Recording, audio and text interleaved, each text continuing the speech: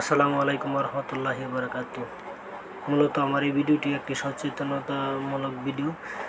আপনারা যারা গাড়ি চালান তাদের এই ভিডিওটি অনেক উপকারে আসবে। গাড়িটি একটি সরকারি গাড়ি দেখে মনে হচ্ছে, কারণ সামনে ফ্ল্যাগ স্ট্যান্ডও আছে। এই গাড়িটি মিরপুর ডিওএইচএস সেন্ট্রাল পার্কের পূর্ব পাশে রাখা ছিল, যার কারণে চলাফেরা বিঘ্ন করতে পারে। ডিওএইচএস কর্তৃপক্ষ এসে গাড়িটি হুইল লক মেরে চলে যায়।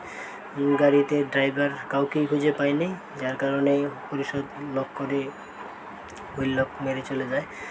আর আপনারা যারা গাড়ি চালান অবশ্যই এই সব জায়গাগুলো লক্ষ্য করে তারপর গাড়িগুলো পার্কিং করবেন এবং সবসময় গাড়ির পাশে থাকার জন্য চেষ্টা করবেন। তা না হলে এরকম বিপদের সম্মুখীন হতে পারা লাগবে। এখন বিএসএস পরিষদ সম্ভবত ফাইন করবে, না হয়তো প্রথমবারের মতো মাফ করে দিতে পারে। যদি মাফ করে দেয় তাহলে তো ভালো।